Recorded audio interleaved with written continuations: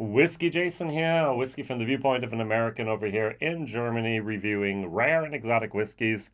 Today I have a independently bottled 12-year-old Deanston that spent 489 days in a first fill Madeira Barrique. Total 351 0.5 liter bottles here. Whiskybase 250510 with a recommended retail price of $59.90. But I only paid $38.80. How did I do it? Did I get it on sale? No. I participated in a so-called cask share. Now, at the moment, cask ownership and cask shares are everywhere. I don't know if you saw the Whiskey Baron's video about Macallan with the 500,000 liter or 500,000 pound cask of Macallan and so on, and how things are sometimes incorrectly labeled and prices are absolutely wrong, and everyone's warning everyone about cask investments. Today I'm going to do the absolute opposite. I'm actually going to encourage people in Europe, I don't know about America, but people in Europe, especially in Germany and other countries that allow this, to actually participate in cask shares of people you know. Important. Don't fall prey to a Facebook, Instagram, TikTok advertisement. Not that. I'm talking about people we know that actually, I know where this guy lives. All right. So this is Tilo Schnabel. That's his name. He has called himself now for about, I would say about 10 years now, the Caskhound. And about 2 years ago, during the lockdown, well, during the end of the lockdown, he offered the possibility to participate in a cask share. And I could buy either a whole share or half of a share. Now, the plan was the whole share would provide me with 4 bottles, and a half a share would provide me with 2 bottles. So what happened is about 2 years ago, Tilo, bought a cask for 10,240 euros. And this cask contained, basically back then, 10-year-old Deanston that was in I'm going to say, a ex-bourbon barrel. It could have been an ex-hogshead. I don't have that information. He also bought a first fill Madeira cask and re-racked the 10-year-old Deanston into that. So the entire cost of re-racking of the barrel and of the original 10-year-old Deanston independently owned whiskey from a broker, that was 10,240. And I actually paid, so there's 300. He originally thought there was going to be 320. So let me do the math real quick. So 320 divided by 4 would be, okay, good. So he thought there was going to be, let's say about 60 shares. So 2,024 divided by 60 equals, I think I paid 170 euros. Is that about right? No, that can't be right. So,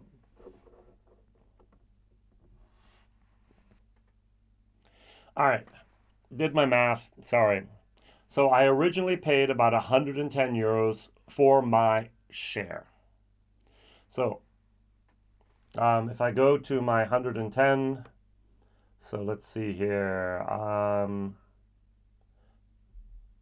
10,028 divided by 110. Yeah, okay, he did about 90 shares. So he kept some himself, and he actually offered for us. So I paid 110 euros, and then after 2 years, I paid an additional 49 euros. Now, what were the 49 euros? The 49 euros would be here, labeling and the bottle. So we have to pay for the label, you have to pay for the bottle, you have to pay for the capsule, you have to pay for the cork. That is going to be 4 euros and 44 cents for this 0.5 liter bottle. You have to pay alcohol tax. So in Germany, this is 13 euros and 3 cents per liter of alcohol. So we have 57.8%. We have here we're going to talk about 3 euros and 85 cents per bottle. Then we need to have the transport. So I have transported pallets of whiskey from the UK, Scotland, to Germany. I have paid upwards of 800 euros per the pallet. He paid 275. Now he does say here, I know of colleagues who have paid over 1,300 euros per pallet. So we were originally priced for 1,000. I got it down to 800. So we got it down to 800. So that's but 275 euros for the pallet.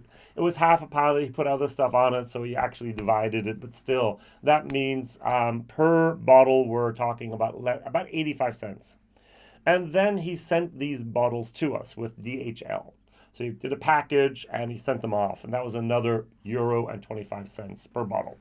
All right, so €4.44 for the labeling. €3.85 here for the alcohol tax. Transport was 85 cents, and also sending it us with another $1.25. So it adds up a little bit. So we're talking about €8. So is it €8 divided by 4? It's €10. It's about €10.50 per bottle on top after you buy the original distillate. So the original distillate was, as I said, about 25, 26 euros, 27 plus another, yeah, that works out exactly right, plus another 10. So I paid 38.88. That was the original price that I had to pay for this, including VAT, which is 19% over here in Germany. So now this bottle sells for 59.90. It's interesting. It's interesting. It can be a very, very good, I'm just going to use the word good, way of getting a couple bottles of something special. Now, the first question I'm always asked is, Jason, you did a share, you got 4 bottles. What do you do with 4 bottles? Well, the very first thing I opened up the package, and one day later I gifted one of these bottles. All right, so when a guy came over, we did a charity auction over Easter. We raised 17,000 euros for orphans and partial orphans in the Ukraine. We're sending over care packages. We're going to pay for the transport of beds from a hospital over here in Germany to go to Children's Hospital over there in the Ukraine. We're doing good things, and I begged for bottles. I received 180 bottles that I sold on auction. 3 different nights. I auctioned them off on YouTube. They donated the money directly, and I sent them the bottles as a thank you. And that was 400 kilos, 800 pounds, 880 pounds worth of boxes and whiskey that I sent out together with a partner who helped me package everything. Matthias, thank you very much. And the first thing I did is I gave him that. I have another guy who's at my whiskey fairs. He helps me bring stuff in, bring stuff out, set up the booth, and so on. He does this thing at the whiskey fair. He's an exhibitor, but he's at my booth maybe 10%, 20% of the time. I gave him the whiskey, 1 bottle at exactly the same price I paid. And with the other 2, I did a bottle share, which I do with all my bottles. So I buy a bottle, I do bottle shares, and I do a video about them. So I got rid of my 4 bottles instantly. Now, the question is, what would you do with them? Would you be able to share them? Imagine you had something, there's 351 bottles here. It's a cash share, it's a Deanston, it's Madeira, it's cask strength, it's 12 years old. What could you trade for that? What could you give someone for their birthday, for their anniversary, for a thank you that you're there present? Sometimes we just need to do that as well for our buddies and other things. Just bring it to our whiskey club, put it on the table and say, hey, what do you think? You can get rid of 4 bottles fairly quickly, especially if they're under 40 euros. All right, so it's not gonna break the bank, is what I'm saying. No, I did not say go out and buy a cask of Macallan for £500,000. I said invest 100 euros to have the option to buy 4 bottles, and then pay another 10 euros on top to actually get the bottles, including postage per bottle, to actually have it delivered to your home. And if you know the person, what can go wrong? And this is the privilege of being in Germany at this moment, that we can actually have casks in our names. It's a company. I am registered for internet sales of whiskey and spirits. Everything's legal. Everything's okay. Everything's above the table. And that's what we need. We need to have this. Tilo's in Scotland 3-4 times a year. He knows almost all of his casks by name. He's seen them. He's tasted them. He decides that they're going to be bottled. Now, two little things. What happens if Tilo gets in a car accident and unfortunately is in a coma for the rest of his life, or even worse, dies? Always the question, what's worse, right? Um, will I still get my bottles from my cask shares? Legally, yes. In praxis, probably not. All right, that's a little bit of the cost of doing business. Tilo has cash shares that are 18 years in the future. I just looked at him. I said, I don't know if I'm alive in 18. He's like, Jason, yes, you should. I said, 70. I'm 72. You never know. He said, well, you might be. I was like, thank you, Tilo. He's 10 years younger than me. He's like, that's my retirement plan or these things. That's when I retire. And I said, I'm 10 years too old for that. So I only buy cash shares that will be bottled the next 4 to 5 years, which are more expensive. You can buy new make today at better prices than you can 10-year-old spirit. And so that makes sense. And the second thing is, how do you know how it's going to taste? You don't. I'm blindly trusting the label. Deanston, 12, 400 and how many days here in the Madeira cask. That's what I'm trusting. That's what I go for. That's what I think of. 489 days in a first fill Madeira Barrique. But it's cask strength, and if I don't like it, I still have 3 bottles I can share. Or I have something I can bunker away for the next 10 years and pull out a bottle every 2 years and drink it with friends at a birthday celebration or whatever. Who knows? There are good choices for that. Now, this is also from Tilo. You do recognize a little bit of a theme. He likes castles here, all right? No one can be political. Well, it's difficult to be politically incorrect with castles, with old stones, let's say that. And so he's doing all his Scottish castles. He has over 173 bottlings already. This is a guy I trust with my money. This is a guy I trust that he'll be there tomorrow as well doing that, all right? And so he started off part-time. He went full-time 2, 3 years ago. He's on a lot of fairs. We exhibit together. This is something I like. This is a Milton Duff. This is a 12-year-old Milton Duff. This was a first fill bourbon cask. First bourbon barrel to be exact. And wow, I missed this. 1 second. Milton Duff. Highland Park. Invergordon Milton Duff. This is Whiskybase 220821. This was distilled on the 4th of April 2010, bottled on the 2nd of September 2022. Cask number 31. This is Whiskybase 250510. This was distilled on the 6th of February 2012, and it was bottled on the 20th of February 2024. So it was 12 years and 14 days. We talk about cutting it close and having the connections to make that work. I think that's fantastic. On the nose, mineral Deanston, a little bit of strawberry punch. Vanilla, custard, gooseberries, elderberries. Nice. This on the palate. The Madeira cask finish is evident, and yet there's a tiny bit, that's what I hate, sulfur. The sulfur is there, which distracts from my love of this whiskey, or my delight in this whiskey. See, that's what okay, good. I know what it is. I've opened it up. I tried it.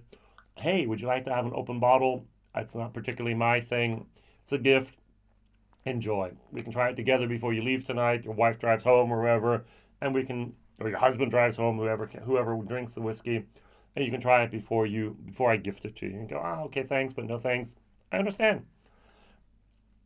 If you put a little bit of water in it, the sulfur does fade away.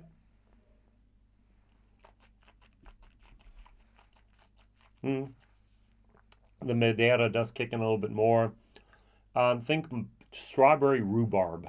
It has a little bit of bitterness and a little bit of not bitterness, sourness, and a little bit of sweetness.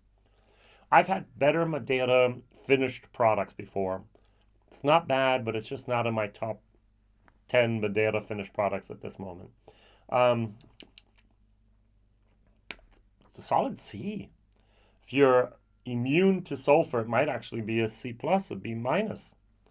But it's not really what I was hoping for. Sorry.